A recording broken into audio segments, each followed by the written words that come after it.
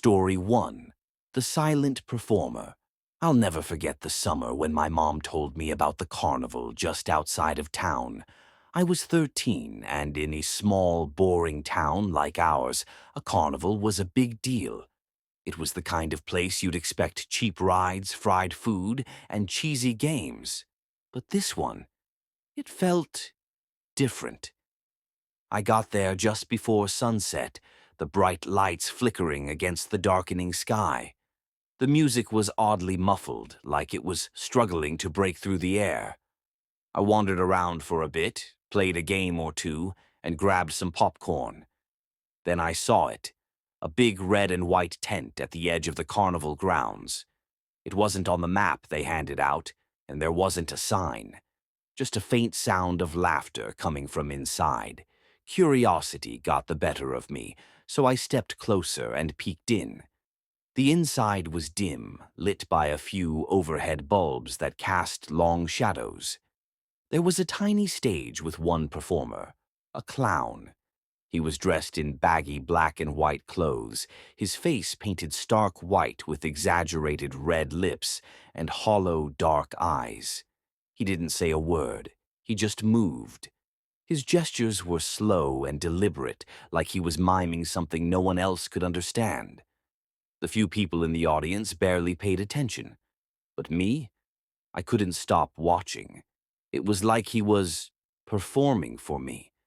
Every time I thought about leaving, he would turn toward me, his unblinking eyes locking onto mine, his movements becoming sharper, more deliberate. It was unsettling, so I finally backed out of the tent and walked away. The sun had set by then, and the carnival was winding down. I decided to take the shortcut home through the woods. It was a path I knew well, but something about it felt wrong that night. The trees seemed taller, the air colder. I chalked it up to the weird vibes from the clown and kept walking. Then I heard it, the faint crunch of leaves behind me. I stopped and turned, shining my phone's flashlight into the dark. Nothing, just trees and shadows. But when I started walking again, I heard it again, this time closer. "Hello?" I called out, my voice trembling. No response. I kept moving, my pace quickening with every step. My heart was pounding now, and the sound of footsteps was no longer faint. It was right behind me. I turned again, and that's when I saw him. The clown. He was standing just a few feet away, his painted smile stark against his pale face. But he wasn't moving. He just stood there, tilting his head, as if waiting for me to say something. "What do you want?" I stammered, backing away. He didn't answer. He didn't move. And then, without warning, he reached into his pocket and pulled out nothing, just an empty hand. But the gesture, it was deliberate, like he was daring me to react. I bolted. I didn't care where I was running as long as it was away from him. The sound of heavy footsteps followed me, faster and closer with every second. I didn't dare look back. Finally, the woods broke open into the street near my house. I sprinted onto the pavement, panting and gasping for air. When I turned around, the clown was gone. But as I reached my front door, my blood ran cold. There, on the porch step, was a single red balloon tied to the railing.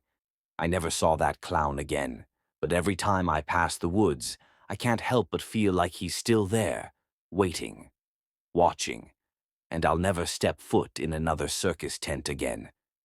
2. Clown in the closet. Empty eyes had seemed to follow us. It must have been hours before I finally drifted off. And then I woke to the sound of laughter. It was soft, muffled, like it was coming from behind a closed door. At first, I thought it was Megan. I nudged her, whispering, "Stop messing around." But Megan was dead asleep, her breathing slow and steady. Then I heard it again. The laughter was coming from the closet. My heart froze. I sat up slowly, staring at the door. It was closed, but I could see the faintest sliver of light shining through the crack at the bottom. "Megan," I whispered, shaking her awake.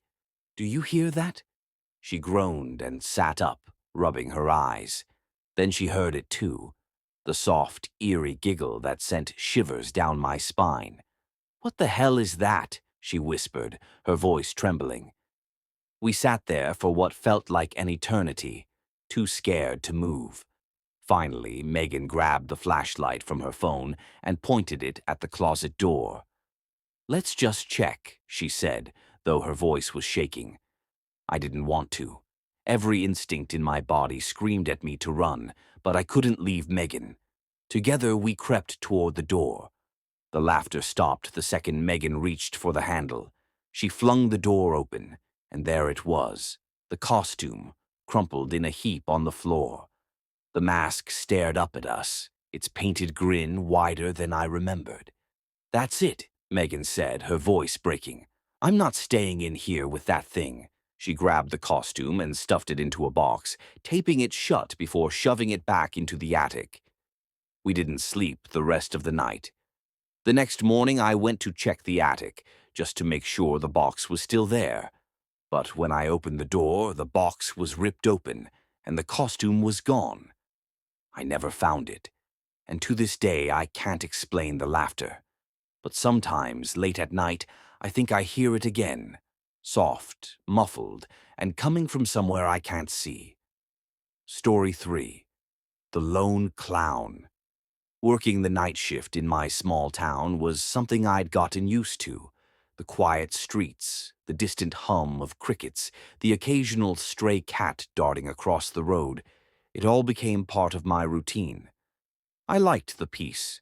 Most nights, the only company I had was the steady rhythm of my own footsteps as I walked the mile home from the diner where I worked. But that night was different. It started as I passed the park near my house. The swings usually creaked softly in the breeze, but tonight one of them was occupied. A figure sat there, motionless, the dim glow of a nearby street lamp casting long shadows across the ground. It was a clown. At first I thought I was imagining it, but as I got closer I saw it clearly. A clown in a dirty, oversized costume, its face obscured by a mask with exaggerated red lips and hollow dark eyes. I told myself it was probably a prank, maybe some teenager trying to freak people out. Still, it was unnerving. The clown didn't move, didn't react as I passed. It just sat there, staring straight ahead. I kept walking, quickening my pace, the park fading into the distance behind me. But a few blocks later, I had the strangest feeling, like I wasn't alone. I glanced over my shoulder, and there it was. The clown. It was standing now, just at the edge of the park, its head tilted slightly to one side. It hadn't been there a moment ago. I tried to shake it off. Maybe I was just tired, imagining things. But as I turned another corner, I couldn't help but glance back again. It was closer. The clown wasn't running or even walking quickly. It just moved, somehow always keeping pace with me, no matter how far I went. My heart started pounding. I didn't want to panic, didn't want to believe that this was anything more than a stupid prank. But the clown wasn't laughing, wasn't calling out. It just followed, its silence more unnerving than any taunt or threat could have been. By the time I reached my street, I was practically jogging. My house was in sight, the porch light glowing like a beacon. I bolted up the steps, fumbling with my keys, glancing back one last time. The clown was standing at the edge of my driveway now, completely still, its painted eyes locked on me.